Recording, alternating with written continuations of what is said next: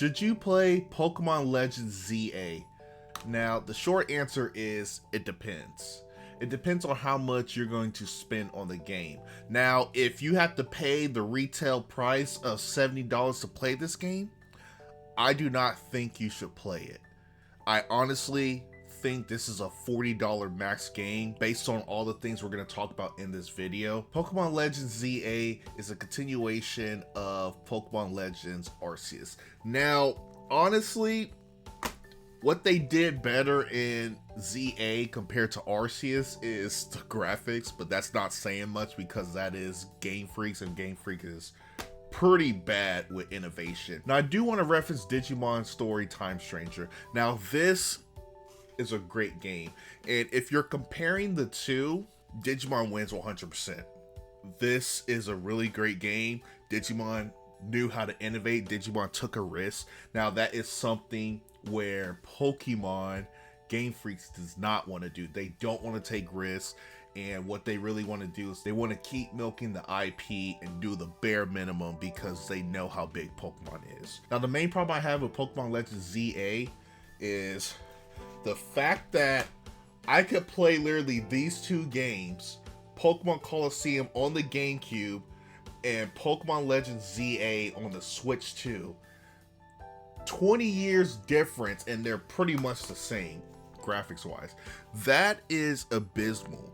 That just shows you the low effort that Game Freak's willing to do to actually be innovative. It's actually really embarrassing that the main thing that you want to talk about that makes this game really good is the fact that you can walk around while you're battling. That is not good at all. That, I don't know why they thought people would get hyped off of that. And I do want to talk about the story. So far, I'm only about 3 hours in. The story is, it's okay. It's nothing fascinating, like as in Digimon where the story's great. The graphics in ZA is not good at all.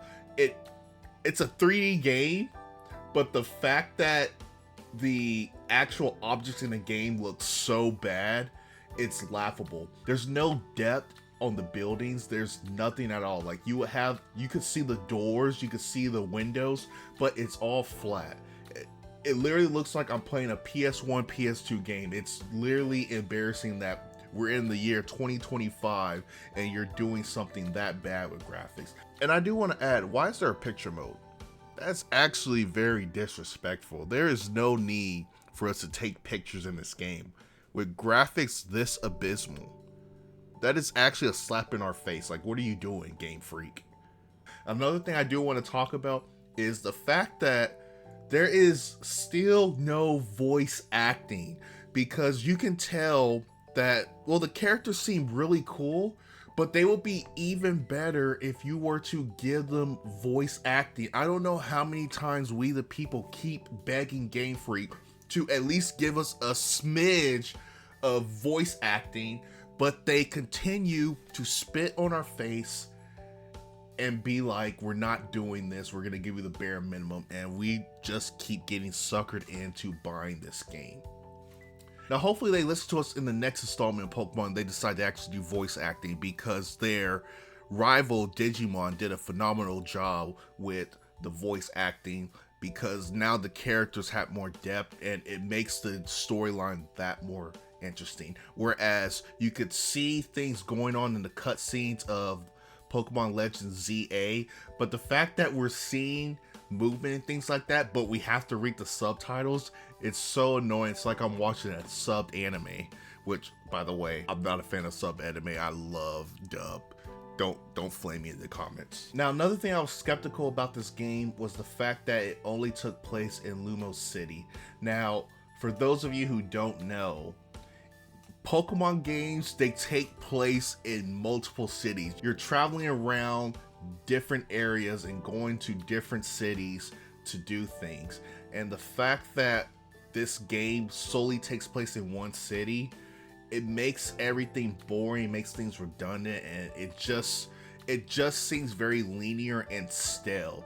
Like, I'm already 3 hours into the game and it's very boring. Another thing I do want to point out in this game is the fact that literally there's multiple doors in this game that you cannot go through. I've never seen that in a Pokemon game where I can't actually go into a building. Like, that just shows you that they did the bare minimum. You have doors that are closed off that we cannot interact with. Like, what are we doing here? You've never had that with the old school Pokemon games. And it's pretty annoying to see something like that. That just shows you that Game Freak really didn't care about that.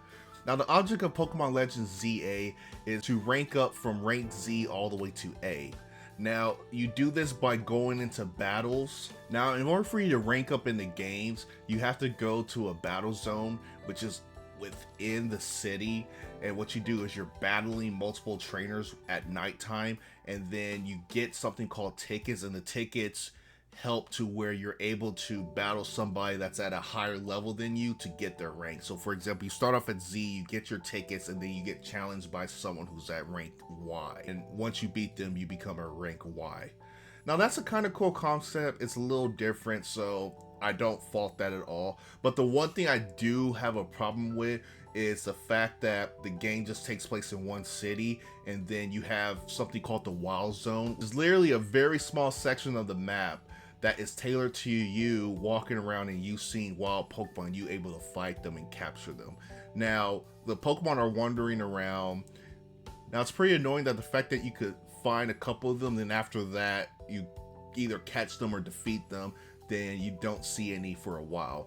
I think that's pretty annoying. Another annoying thing is the fact that the Wild Zone is really small. And it's pretty boring that the fact that you could just run around, you're already through all the wild zones within like 2 minutes. That's how small it is, and it's pretty annoying with that. Another problem I do want to point out in this game is the battling system. Now, obviously Pokemon, there's no tactics in battling. It's been like that since the Gen 1. And to compare this with Digimon, where Digimon is very skillful, there's a lot of tactics and nuances in the battling system. I wish Pokemon would have adopted that into their game. That would have made the game flow a lot better and be more seamless, because that would make the game more fun, because the only tactic in this game is to find the weakness and you just abuse the weakness. That's literally it.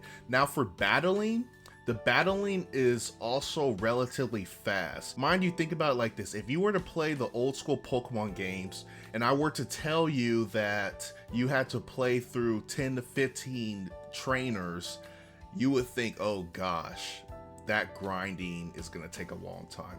Well, not with this game. If you were to play through and battle 10 to 15 trainers, that will literally probably take you maybe 5 minutes, if that, because of the speed of the battle.